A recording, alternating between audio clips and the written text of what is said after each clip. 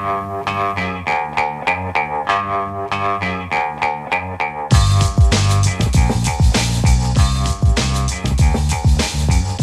Lehrer on WNYC, and with me now is Greg David, contributor to the news organization The City, covering fiscal and economic issues. He's also the director of the Business and Economics Reporting Program and Ravitch Fiscal Reporting Program at the Newmark Graduate School of Journalism at CUNY. He's got a new article out in The City projecting some economic troubles awaiting Mayor-elect Mamdani, called Mamdani's Next Battle, Attacking Inequality While Balancing Budgets. Hey, Greg, always good to have you. Welcome back to WNYC. Always good to be on, Brian. So is the bottom line, to start out with the bottom line, that the city government and the state government, having nothing to do with Mamdani, are facing likely budget deficits in the coming years? That's true, but there's an important part that we need to get to before we get there, and that's Wall Street is booming, and because it's booming, the state's problems will be a little less, and Mamdani's problems with his first budget are going to be a lot less than anyone would have predicted 2 months ago. You know, I assumed that my first story, the one you referred to after the election, was going to be Mamdani faces a huge budget disaster in a budget he must present 30 days after taking office. Well, that's not going to happen, and he has Wall Street to thank for it. Well, how tenuous is that? I follow the economic press to some degree, and there's a lot of speculation that we're in an AI bubble and some kind of correction or crash or big bubble bursting that would affect Wall Street may be coming. Well, Brian, I've just spent 2 weeks teaching that here at the J School. And personally, I believe there's a big bubble coming, but it's not going to burst before the end of the year or early next year. So you're right, it may not last very long, but at the moment, Wall Street is booming in large part because of AI, maybe mostly because of AI. And that always spells good things for New York. It spells two good things in particular. Controller Tom DiNapoli, in his major report last month, said that Wall Street's on track to have record profits of more than $60 billion. Well, when Wall Street has record profits, that means they're going to be record bonuses in February, and that's going to be a big boost to the economy. And it's going to mean that Wall Street's going to throw off enough tax revenue to make the first few months of next year really good. You know, Wall Street accounts for more than 20% of all state tax revenue, about 7% of all city tax revenue. And for the first 6 months of the city's fiscal year, tax revenue collections were up 8% over a year ago. No, for last year, for the last fiscal year. Let me correct myself. I couldn't get the numbers for the first 6 months of the city's fiscal year, but I think it's going to be really big. So people are talking about a $6 to $7 billion budget deficit. The new mayor's going to face. It's actually going to be more like 2 or 3, maybe even 1 or 2. And that's going to make the first budget he proposes a lot easier. That's really interesting. And as you talk about what Wall Street can do for the Mamdani agenda, I mean, if the mayor-elect ran against anyone in the campaign, and if anyone circled the wagons against him, it was some high-profile Wall Street people, billionaires who poured money into the Andrew Cuomo and Eric Adams campaigns. But now some of those billionaires are also reaching out. Fortune magazine, and I mentioned this earlier in the show, but now we'll go into a little detail. Fortune magazine reports that Jamie Dimon, CEO of J.P. Morgan Chase, previously told Fortune that Mamdani was, quote, more Marxist than socialist, but he added, quote, if he becomes mayor, I will call him and offer my help. And then we have Bill Ackman, the hedge fund manager who helped fund Mamdani's opponents. He's reached out more explicitly. A reporter from the news site Zateo asked Mamdani about a tweet Ackman sent offering to help, and here's the mayor-elect's response. Well, I appreciated Bill Ackman's tweet and the sentiment of it, and I will continue to have conversations with anyone who is committed to the welfare of the city, the vitality of the city. And those are the conversations I will have over the next 57 days and beyond. So, Greg, what do you make of this stance post-election between anti-Mamdani billionaires who call him Marxist and all kinds of things, but are now offering to engage? Well, first of all, they were outliers towards the election day. Yes, there were some real estate and Wall Street billionaires still funneling a lot of money, but most of the business leaders I talked to had moved on. They had recognized that Mamdani was going to win, and their job is to work with the new mayor. Their job is to help their companies thrive in New York City. So I think that part was inevitable. James Whalen, the head of Rebney, had appeared at a Crane's breakfast in October and made it pretty clear that he expected Mamdani to win, and it was his job to work with the new administration. So the press, particularly, of course, the national press, which understands actually very little about New York, and the New York Post, focuses on these few very high-profile people and don't really know the business leaders that make the city tick. So they've been prepared to work with the new mayor for some time.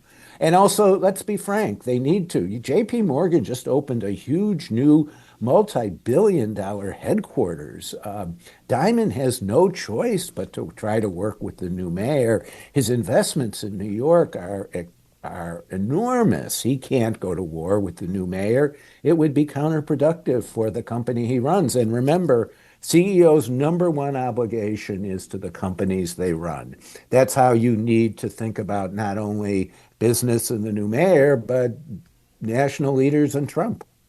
Well, that's interesting about J.P. Morgan Chase, opening a big new facility in New York, because it cuts against one of the arguments that we've heard against electing Mamdani, and one of the concerns that some people still are articulating, including Democratic Congressman Tom Suozzi on this show on Monday, who would endorse Cuomo in the primary. He's still concerned that a lot of people are going to leave New York and take their potential. I'm so tired of this, Brian. I am so tired of this.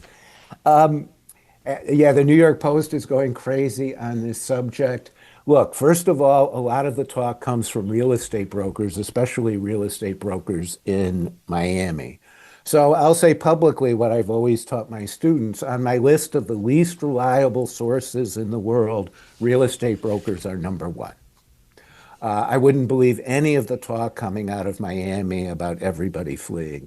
And the person who I think knows the most about residential real estate in New York, Jonathan Miller, has been writing some really good blog posts about all the data shows that nobody's fleeing. There is some move to the suburbs, as there always is. Look, people are not going to move important operations, and frankly, they're not going to move themselves because of the election.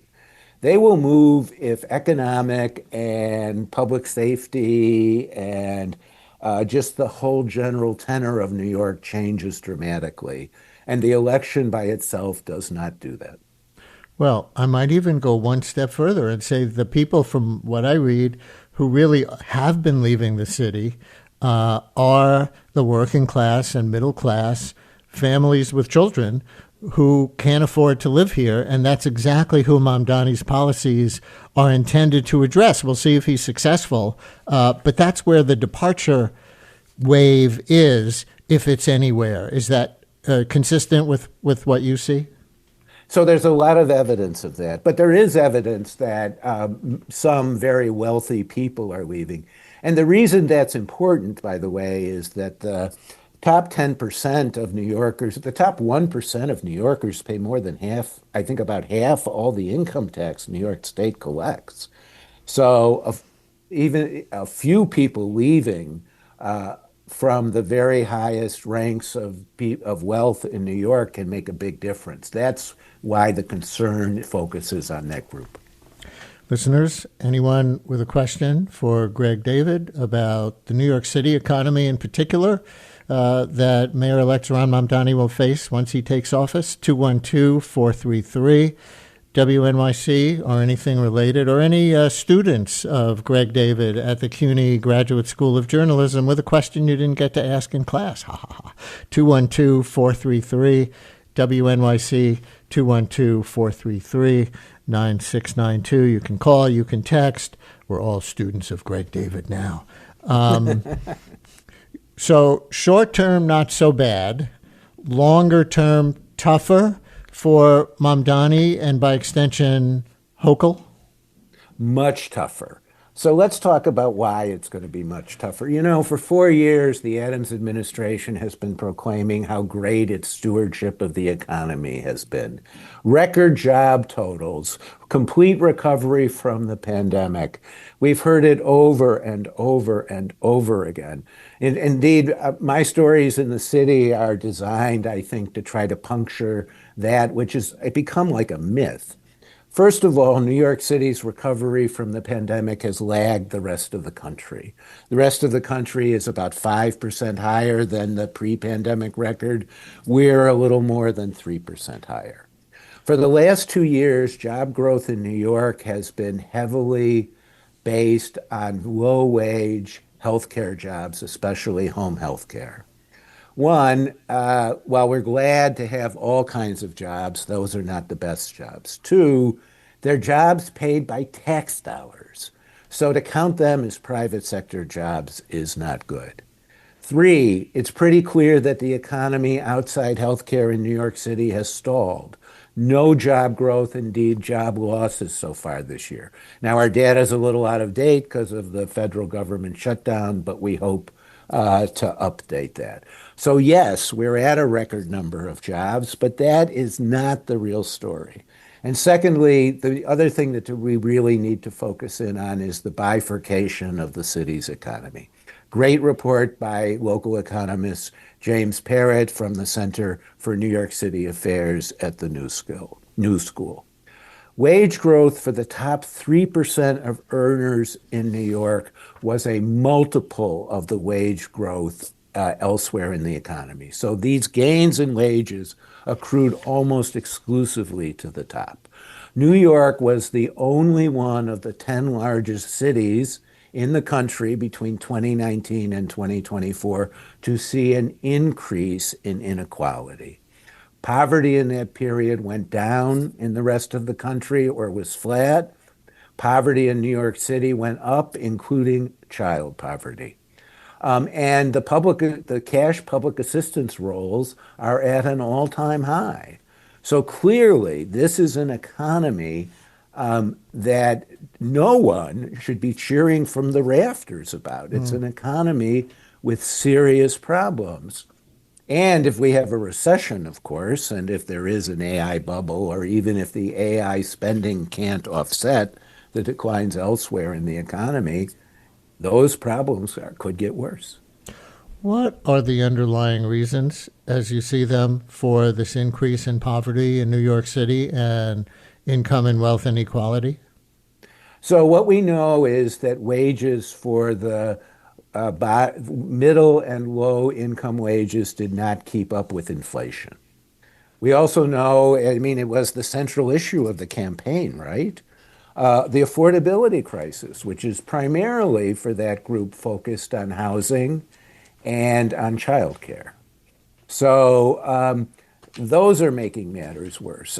Look, the New York City economy is now driven by three primary sectors: Wall Street, tech. There are more jobs at tech companies than on Wall Street, and tourism.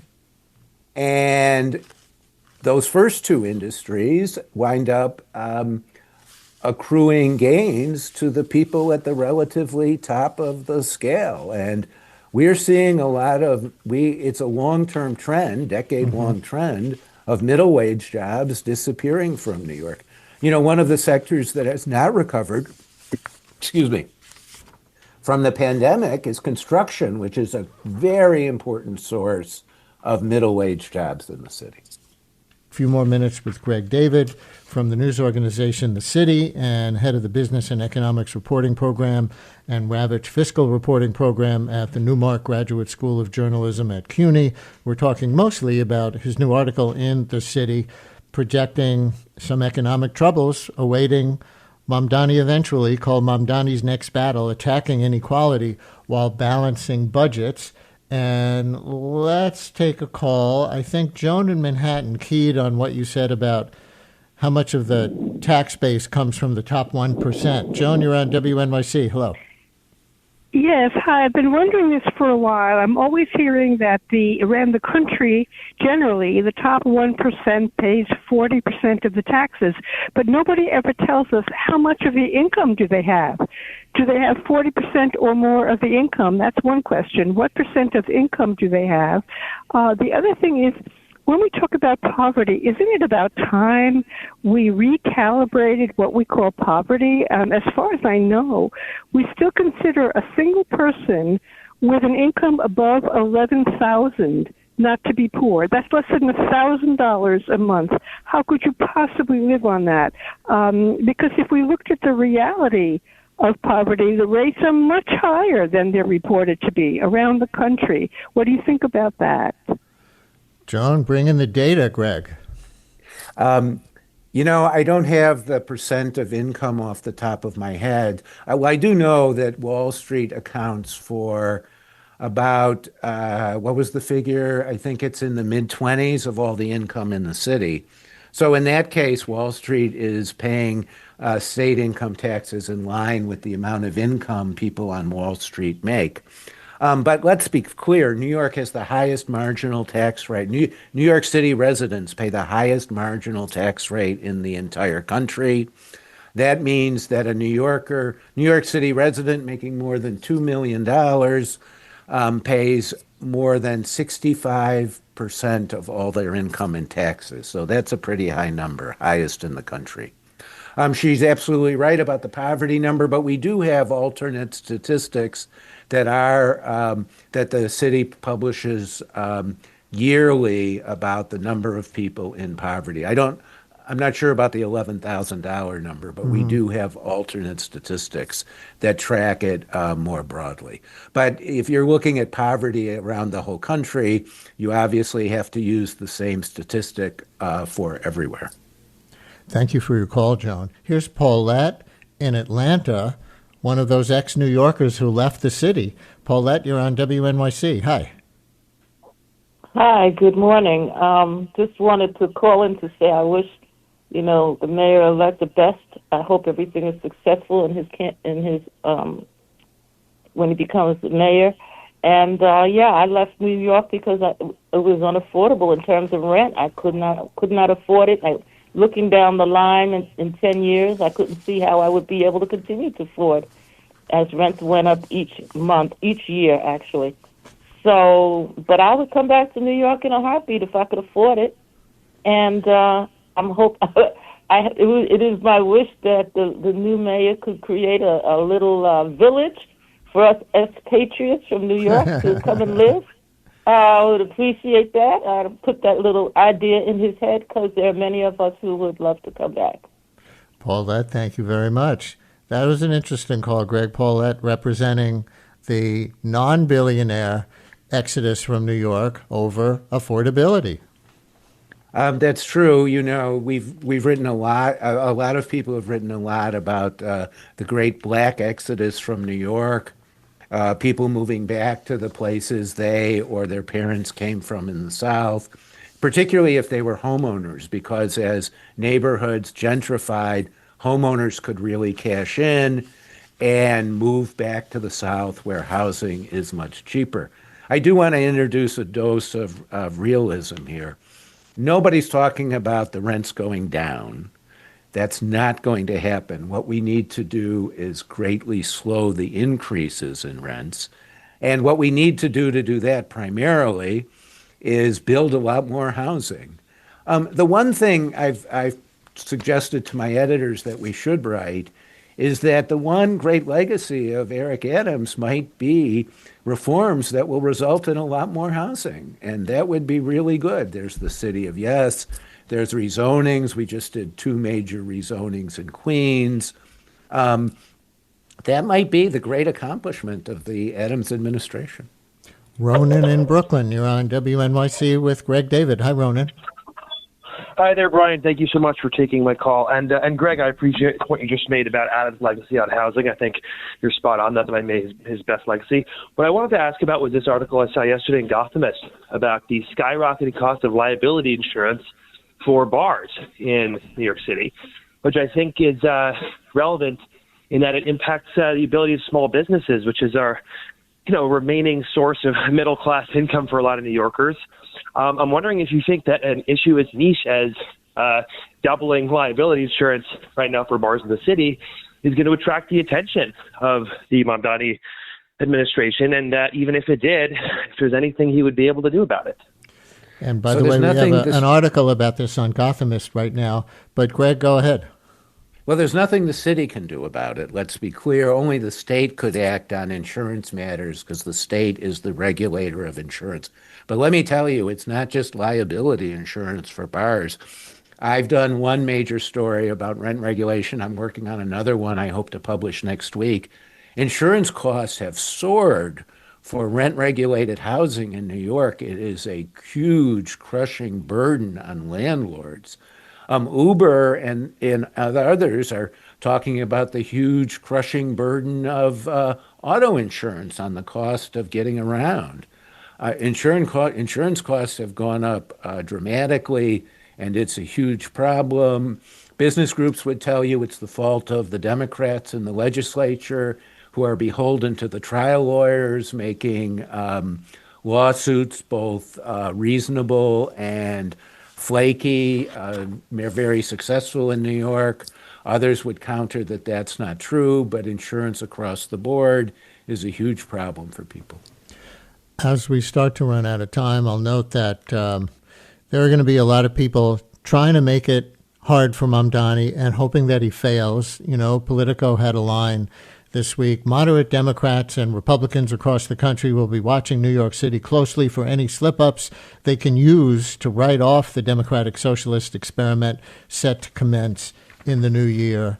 But as a last question for you out of that, looking at the Mamdani agenda, universal free childcare, free buses, building more affordable housing, opening city grocery stores, and then all of the budget constraints coming Mamdani's way from what you and others have been reporting, on the structural pressures on the budget that are likely to come pretty quickly. Is his plan to increase taxes on corporations and the wealthy, if that goes through, enough to make up for the losses and achieve this bold agenda? I don't think the math works. I just don't think the math works on almost any one of his proposals. I know they don't work on housing, which I've spent a lot of time on. I guess they work possibly on free buses. Universal child care has got a price tag in the neighborhood of $6 billion. Now, you can't introduce universal child care in 1 year, right?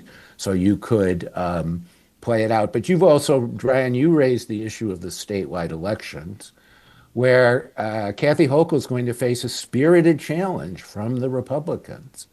I would be shocked if she agrees to a tax increase next year. I think it would be a very damaging issue for her reelection campaign, especially outside the city. And I don't think the new mayor wants a Republican governor in Albany, especially one whose vetoes might be able to be sustained in the state Senate. So very tricky politics to play next year, and very tricky long-term budget math to make any of those promises come to fruition. But let me just give you one alternative scenario on the Hochul story. She's also going to face a spirited primary challenge, apparently from her own lieutenant governor, Antonio Delgado. And we saw how, Mamdani just won. I realize that's New York City only. That's not the rest of the state. But there's also a lot of Republican anxiety around the country about things like loss of Medicaid, loss of SNAP benefits under the so-called One Big Beautiful Bill. And if this tax hike is only on people making $1 million a year or more, and in fact, the way I've heard it, it's only on people in the city making $1 million a year or more, and only the wealthiest corporations, why would that be such a political vulnerability for Hochul against a Republican? Maybe it wouldn't. So, as I understand it, that's not true, Brian. As a matter of fact, the original proposal is a statewide increase with all the money coming to New York City. and that is a political non-starter. So, and clearly, what might have been proposed in the campaign, we'll have to see. I think tax increases are anathema outside the city to all kinds of people. I think they are particularly dangerous in the New York suburbs, where people pay the highest property taxes in the country. Republican Blakeman won a decisive victory in Nassau County's county executive race. That used to be a Democratic county. You may be right. I may be right. Obviously, the election will tell us, right? And we will talk many times between now and then. Greg David, contributor covering fiscal and economic issues for the news organization The City, and director of the Business and Economics Reporting Program and Ravitch Fiscal Reporting Program at the Newmark Graduate School of Journalism at CUNY. Thank you very much for coming on, as always. Thank you, Brian.